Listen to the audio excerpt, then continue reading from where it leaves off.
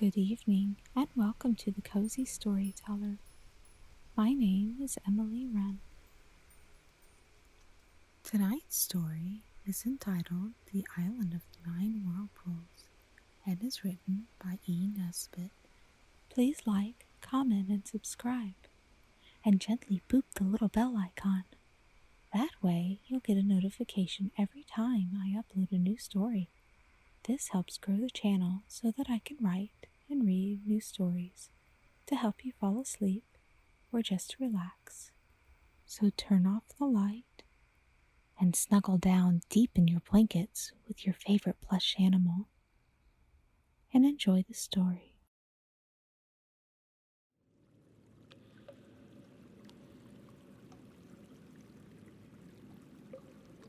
The dark arch that led to the witch's cave was hung round with a black and yellow fringe of live snakes. As the queen went in, keeping carefully in the middle of the arch, all the snakes lifted their wicked flat heads and stared at her with their wicked yellow eyes. You know it is not manners to stare, even at royalty, except of course for cats. And the snakes had been so badly brought up that they even put their tongues out at the poor lady. Nasty, thin, sharp tongues they were too. Now, the queen's husband was, of course, the king. And besides being a king, he was an enchanter and considered to be quite at the top of his profession. So he was very wise, and he knew that when kings and queens want children, the queen always goes to see a witch. So he gave the queen the witch's address, and the queen called on her, though she was very frightened and did not like it at all. The witch was sitting by a fire of sticks, stirring something bubbly in a shiny copper cauldron. "What do you want, my dear?" she said to the queen. "Oh, if you please," said the queen, "I want a baby, a very nice one. We don't want any expense spare. My husband said—" "Oh, yes," said the witch. "I know all about him." "And so you want a child? Do you know it will bring you sorrow?" "It will bring me joy first," said the queen. "Great sorrow," said the witch. "Greater joy," said the queen. Then the witch said, "Well, have your own way. I suppose it's as much as your place is worth to go back without it." "The king would be very much annoyed," said the poor queen. "Well, well," said the witch. "What will you give me for the child?" "Anything you ask for, and all that I have," said the queen. "And give me your gold crown." The queen took it off quickly. "And your necklace of blue sapphires." The queen unfastened it. "And your pearl bracelets." The queen unclasped them. "And your ruby clasps." And the queen undid the clasps. "Now the lilies from your breast." The queen gathered the lilies. "And the diamonds of your little bright shoe buckles." The queen pulled off her shoes. Then the witch stirred the stuff that was in the cauldron, and one by one she threw in the gold crown, and the sapphire necklace, and the pearl bracelets, and the ruby clasps, and the diamonds of the little bright shoe buckles, and last of all she threw in the lilies. And the stuff in the cauldron boiled up in foaming flashes of yellow and blue and red and white and silver, and sent out a sweet scent. And presently the witch poured it out into a pipkin and set it to cool in the doorway among the snakes. Then she said to the queen, "Your child will have hair as golden as your crown, eyes as blue as your sapphires. The red of your rubies will lie on its lips, and its skin will be clear and pale as your pearls. Its soul will be white and sweet as your lilies, and your diamonds will be no clearer than its wits." "Oh, thank you, said the queen. "And when will it come?" "You will find it when you get home." "And won't you have something for yourself?" asked the queen. "Any little thing you fancy. Would you like a country or a sack of jewels?" "Nothing, thank you," said the witch. "I could make more diamonds in a day than I should wear in a year." "Well, but do let me do some little thing for you," the queen went on. "Aren't you tired of being a witch? Wouldn't you like to be a duchess or a princess or something like that?" "There is one thing I should rather like," said the witch, "but it is hard to get in my trade." "Oh, tell me what," said the queen. "I should like someone to love me," said the witch. Then the queen threw her arms around the witch's neck and kissed her 100 times. "Why," she said, "I love you better than my life. You've given me the baby, and the baby shall love you too." "Perhaps it will," said the witch, "and when the sorrow comes, send for me. Each of your 50 kisses will be a spell to bring me to you. Now drink up your medicine, there's a dear, and run along home." So the queen drank the stuff in the pipkin, which was quite cool by this time, and she went out under the fringe of snakes, and they all behaved like Sunday school children. Some of them even tried to drop a curtsy to her as she went by, though that is not easy when you are hanging wrong way up by your tail. But the snakes knew the queen was friends with their mistress, so of course they had to do their best to be civil. When the queen got home, sure enough, there was the baby laying in the cradle, with the royal arms blazoned on it, crying as naturally as possible. It had pink ribbons tied up its sleeves, so the queen saw at once it was a girl. When the king knew this, he tore his black hair with fury. "Oh, you silly, silly queen," he said. "Why didn't I marry a clever lady? Did you think I went to all the trouble and expense of sending you to a witch to get a girl? You knew well enough it was a boy I wanted. A boy, an heir, a prince, to learn all my magic and enchantments, and to rule the kingdom after me. I'll bet a crown my crown," he said. "You never even thought to tell the witch what kind you wanted, did you now?" And the queen hung her head and had to confess that she had only asked for a child. "Very well, madam," said the king, "very well. Have your own way, and make the most of your daughter while she is a child." The queen did. All the years of her life had never held half so much happiness as now lived in each of the moments when she held her little baby in her arms. And the years went on, and the king grew more and more clever at magic, and more disagreeable at home. And the princess grew more beautiful and more dear every day she lived. The queen and the princess were feeding the goldfish in the courtyard fountains with crumbs of the princess's 18th birthday cake, when the king came into the courtyard looking as black as thunder, with his black raven hopping after him. He shook his fist at his family, as indeed he generally did whenever he met them, for he was not a king with pretty home manners. The raven sat down on the edge of the marble basin and tried to peck the goldfish. It was all he could do to show that he was in the same temper as his master. "A girl, indeed," said the king angrily. "I wonder you can dare to look me in the face when you remember how your silliness has spoiled everything." "You shouldn't speak to my mother like that," said the princess. She was 18, and it came to her suddenly and all in a moment that she was grown up, so she spoke out. The king could not utter a word for several minutes. He was too angry. But the queen said, "My dear child, don't interfere," quite crossly, for she was frightened. And to her husband she said, "My dear, why do you go on worrying about it? Our daughter is not a boy, it is true, but she may marry a clever man who could rule your kingdom after you and learn as much magic as you ever cared to teach him." Then the king found his tongue. "If she does marry," he said slowly, Her husband will have to be a very clever man. Oh yes, very clever indeed. And he will have to know a very great deal more magic than I shall ever care to teach him. The queen knew at once by the king's tone that he was going to be disagreeable. Ah, she said, don't punish the child because she loves her mother. I'm not going to punish her for that, said he.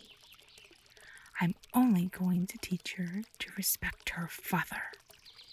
And without another word, he went off into his laboratory and worked all night, boiling different colored things in crucibles and copying charms and curious twisted letters from old brown books with mold stains on their yellowy pages.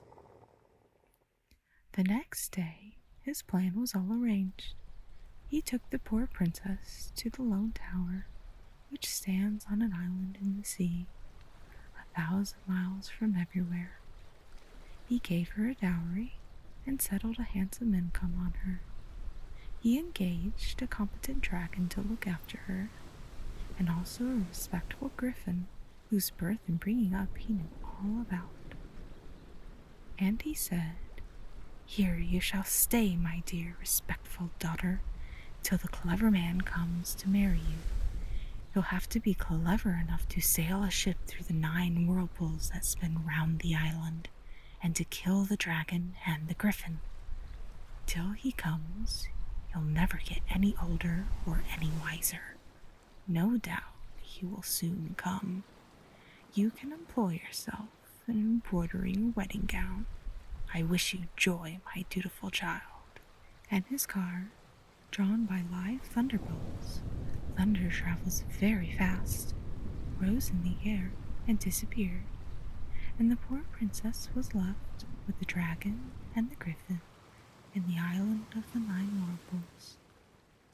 The queen, left at home, cried for a day and a night, and then she remembered the witch and called to her. And the witch came, and the queen told her all. "For the sake of the twice 25 kisses you gave me," said the witch, "I will help you, but it is the last thing I can do, and it is not much. Your daughter is under a spell, and I can take you to her, but if I do, you will have to be turned to stone, and stay so till the spell is taken off the child."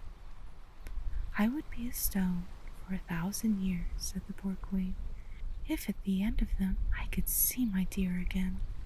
So the witch took the queen in a car drawn by live sunbeams, which travel more quickly than anything else in the world and much quicker than thunder. So away and away to the lone tower on the island of the 9 whirlpools. And there was the princess sitting on the floor in the best room of the lone tower, crying as if her heart would break, and the dragon and the griffin were sitting primly on each side of her. "Oh, mother, mother, mother!" she cried, and hung round the queen's neck as if she would never let go. "Now," said the witch, when they had all cried as much as was good for them, "I can do 1 or 2 other little things for you. Time shall not make the princess sad. All days will be like one day till her deliverer comes.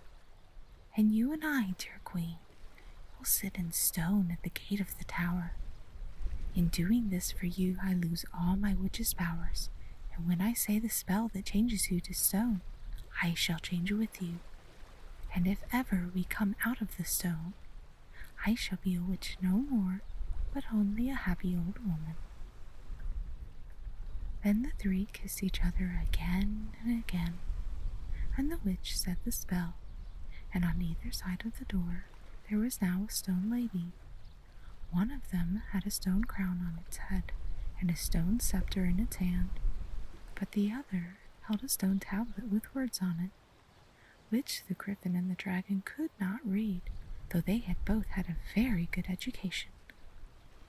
And now all day seemed like one day to the princess, and the next day always seemed the day when her mother would come out of the stone and kiss her again. And the years went slowly by. The wicked king died, and someone else took his kingdom, and many things were changed in the world. But the island did not change, nor the 9 whirlpools, nor the griffin, nor the dragon, nor the 2 stone lady. And all the time, from the very first, the day of the princess's deliverance was coming, creeping nearer and nearer and nearer. But no one saw it coming except the princess, and she only in dreams. And the years went by in tens and in hundreds, and still the 9 whirlpools spun round, roaring in triumph the story of many a good ship that had gone down in their swirl, bearing with it some prince who had tried to win the princess and her dowry. And the great sea knew all the other stories of the princes who had come from very far and had seen the whirlpools, but had shaken their wise young heads and said, "About ship," and gone discreetly home to their nice, safe, comfortable kingdoms. But no one told the story of the deliverer who was to come, and the years went by. Now, after more scores of years than you would like to add up on your slate, a certain sailor boy sailed on the high seas with his uncle, who was a skilled skipper. And the boy could reef a sail and coil a rope and keep the ship's nose steady before the wind. And he was as good a boy as you would find in a month of Sundays, and worthy to be a prince.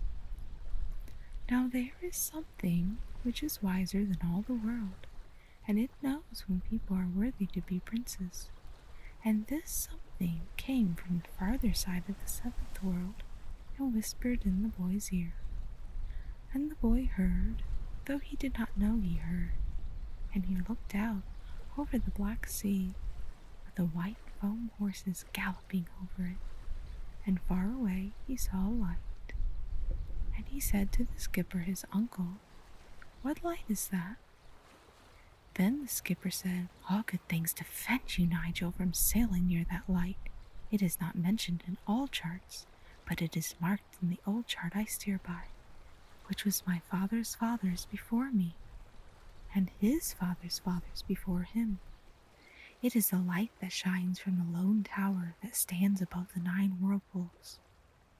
And when my father's father was young, he heard from the very old man, his great-great-grandfather, that in the tower an enchanted princess, fairer than the day, waits to be delivered. But there is no deliverance, so never steer that way, and think no more of the princess, for that is only an idle tale. But the whirlpools are quite real." So, of course, from that day, Nigel thought of nothing else, and as he sailed hither and thither upon the high seas, he saw from time to time the light that shone out to sea across the wild swirl of the 9 whirlpools.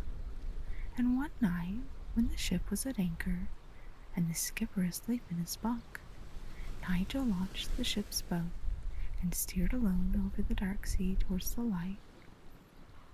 He dared not go very near till daylight should show him what, indeed, were the whirlpools he had to dread. But when the dawn came, he saw the lone tower stand dark against the pink and primrose of the east, and about its base the sullen swirl of black water, and he heard the wonderful roar of it. So he hung off and on, and all that day, and for 6 days besides.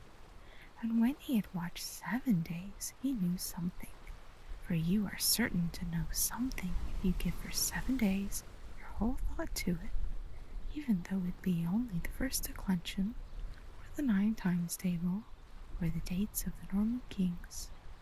What he knew was this, that for 5 minutes out of the 1,440 minutes that make up the day, the whirlpool slipped into silence, while the tide went down and left the yellow sand bare.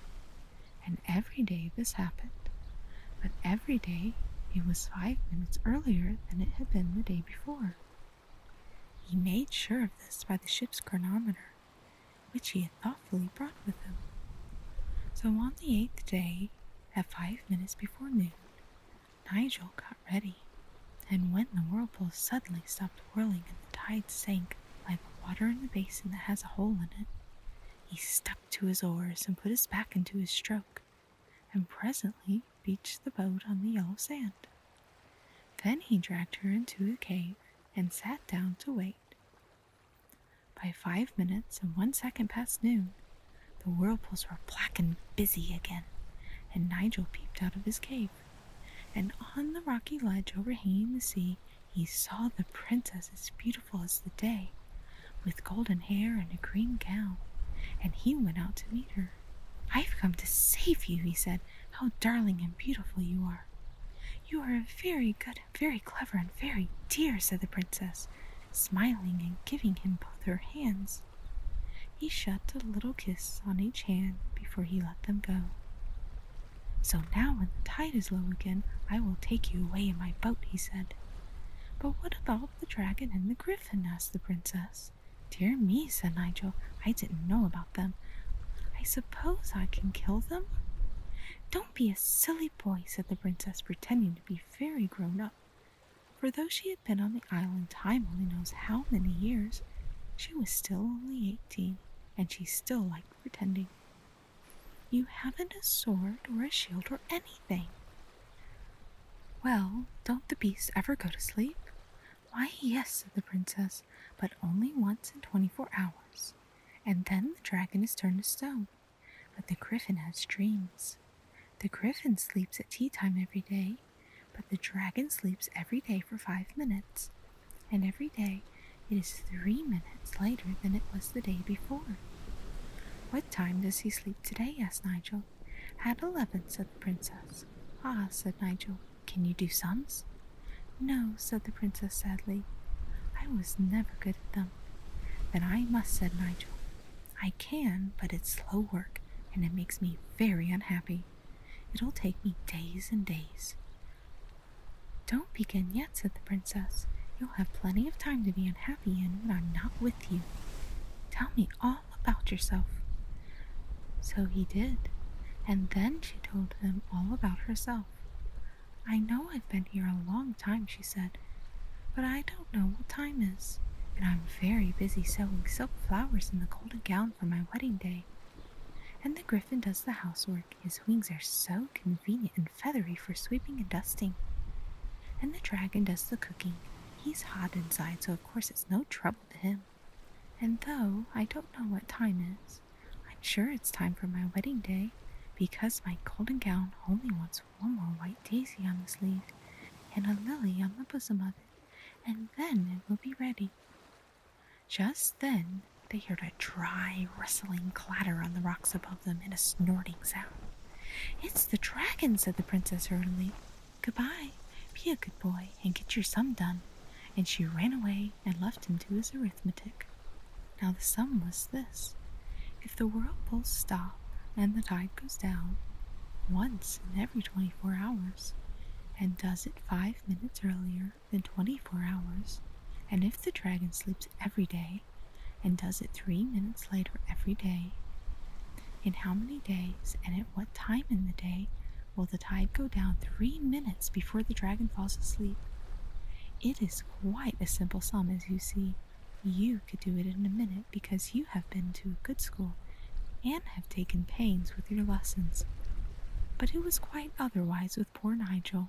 He sat down to work out his sum with a piece of chalk on a smooth stone. He tried it by practice, and the unitary method, by multiplication, and by rule of 3 3/4. He tried it by decimals, and by compound interest. He tried it by square root and by cube root. He tried it by addition, simple and otherwise, and he tried it by mixed examples of vulgar fractions. But it was all of no use. Then he tried to do the sum by algebra, by simple and by quadratic equations, by trigonometry, by logarithms, and by conic sections. But it would not do. He got an answer every time, it is true, but it was always a different one, and he could not feel sure which answer was right. And just as he was feeling how much more important than anything else it is to be able to do your sums, the princess came back, and now it was getting dark. "Why, you've been 7 hours over that sum," she said, "and you haven't done it yet. Look here, this is what is written on the tablet of the statue by the lower gate. It has figures in it. Perhaps it is the answer to the sum." She held out to him a big white magnolia leaf, and she had scratched on it with the pin of her pearl brooch, and it had turned brown where she had scratched it, as magnolia leaves will do. Nigel read, "After 9 days, T 1124, D 1127, hands, P.S., and the griffin is artificial, R." He clapped his hands softly. "Dear princess," he said, "I know that's the right answer. It says R too, you see. But I'll just prove it." So he hastily worked the sum backwards in equations and conic sections, and all the rules he could think of, and it came right every time. "So now we must wait," said he, and they waited. And every day the princess came to see Nigel and brought him food cooked by the dragon. And he lived in his cave and talked to her when she was there, and thought about her when she was not. And they were both as happy as the longest day in summer. Then at last came the day. Nigel and the princess laid their plans. "You're sure he won't hurt you, my only treasure?" said Nigel. "Quite," said the princess. "I only wish I were half as sure that he wouldn't hurt you." "My princess," he said tenderly, "two great powers are on our side, the power of love and the power of arithmetic. Those two are stronger than anything else in the world." So when the tide began to go down, Nigel and the princess ran out onto the sands, and there, full in sight of the terrace where the dragon kept watch, Nigel took his princess in his arms and kissed her. The griffin was busy sweeping the stairs of the lone tower, but the dragon saw and gave a cry of rage, and it was like 20 engines all letting off steam at the top of their voices inside Cannon Street Station. And the two lovers stood looking up at the dragon. He was dreadful to look at. His head was white with age, and his beard had grown so long that he caught his claws in it when he walked. His wings were white with the salt that had settled on them from the spray of the sea. His tail was long and thick and joined and white, and had little legs to it, any number of them, far too many so that it looked like a very large fat silkworm. And his claws were as long as lessons and as sharp as bayonets. "Goodbye, love," cried Nigel, and ran out across the yellow sand toward the sea. He had one end of a cord tied to his arm. The dragon was clambering down the face of the cliff, and the next moment he was crawling and writhing and sprawling and wriggling across the beach after Nigel, making great holes in the sand with his heavy feet, and the very end of his tail, where there were no legs, made, as it dragged, a mark in the sand such as you make when you launch a boat. And he breathed fire till the wet sand hissed again, and the water of the little rock pools got quite frightened, and all went off in steam. And still Nigel held on, and the dragon after him. The princess could see nothing for the steam, and she stood crying bitterly, but still holding on tight with her right hand to the other end of the cord which Nigel had told her to hold, while with her left she held the ship's chronometer and looked at it through her tears as he had bidden her to look, so as to know when to pull the rope. On went Nigel over the sand, and on went the dragon after him. And the tide was low, and sleepy little waves lapped the sand's edge. Now at the lip of the water, Nigel paused and looked back, and the dragon made a bound, beginning a scream of rage that was like all the engines of all the railways in England. But it never uttered the second half of that scream, for now it knew suddenly that it was sleepy.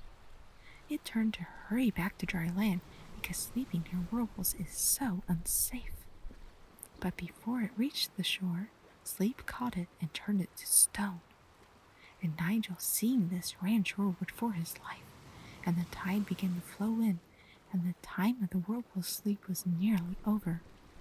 And he stumbled, and he waded, and he swam, and the princess pulled for dear life at the cord in her hand, and pulled him up onto the dry shelf of rock, just as the great sea dashed in and made itself once more into the girdle of 9 whirlpools all round the island. But the dragon was asleep under the whirlpools, and when he awoke from being asleep, he found he was drowned, and so there was an end of him. "Now there's only the griffin," said Nigel, and the princess said, "Yes, only," and she kissed Nigel and went back to sew the last leaf of the lily on the bosom of her wedding gown. And she thought and thought of what was written on the stone about the griffin being artificial. And on the next day she said to Nigel, "You know, a griffin is half a lion and half an eagle, and the other two halves, when they're joined, make a leogriff, but I've never seen him. Yet I have an idea." So they talked it over and arranged everything. Then when the griffin fell asleep that afternoon at tea time, Nigel went softly behind him and trod on his tail, and at the same time the princess cried, "Look out! There's a lion behind you!" And the griffin, waking suddenly from his dreams, twisted his large neck round to look for the lion and saw a lion's flank and fastened his eagle beak into it. For the griffin had been artificially made by the king enchanter, and the two halves had never really got used to each other. So now the eagle half of the griffin, who was still rather sleepy, believed that it was fighting a lion, and the lion part, being half asleep, thought it was fighting an eagle, and the whole griffin in its deep drowsiness hadn't the sense to pull itself together and remember what it was made of.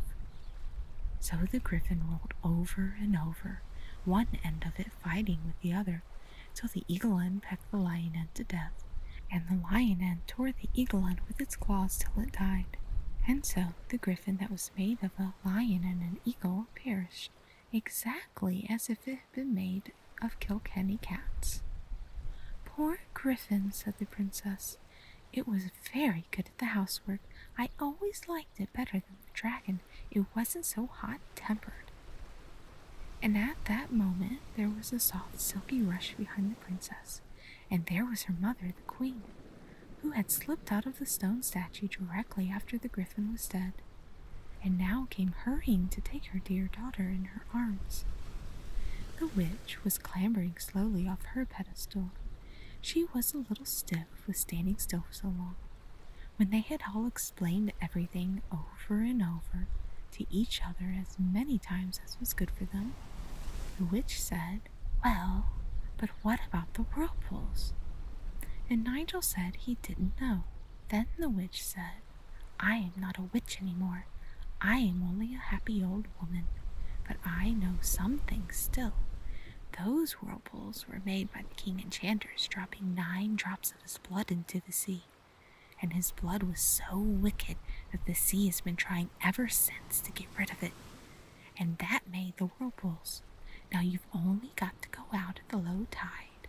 So Nigel understood and went out at low tide, and found in the sandy hollow left by the first whirlpool a great red ruby, and that was the first drop of the wicked king's blood. And next day Nigel found another, and the next day another, and so on till the 9th day, and then the sea was as smooth as glass. The 9 rubies were used afterwards in agriculture. You only had to throw them into the field if you wanted it plowed. Then the whole surface land turned itself over in its anxiety to get rid of something so wicked, and in the morning the field was found to be plowed as thoroughly as any young man at Oxford. So the wicked king did some good after all. When the sea was smooth, ships came from far and wide, bringing people to hear the wonderful story, and a beautiful palace was built, and the princess was married to Nigel in her gold dress, and they all lived happily as long as was good for them. The dragon still lies, a stone dragon in the sand, and at low tide the little children play around him and over him, But the pieces that were left of the griffin were buried under the herb bed in the palace garden, because it had been so good at housework, and it wasn't its fault that it had been made so badly and put to such poor work as guarding a lady from her lover. I have no doubt that you will wish to know what the princess lived on during the long years when the dragon did the cooking. My dear, she lived on her income, and that is a thing which a great many people would like to be able to do.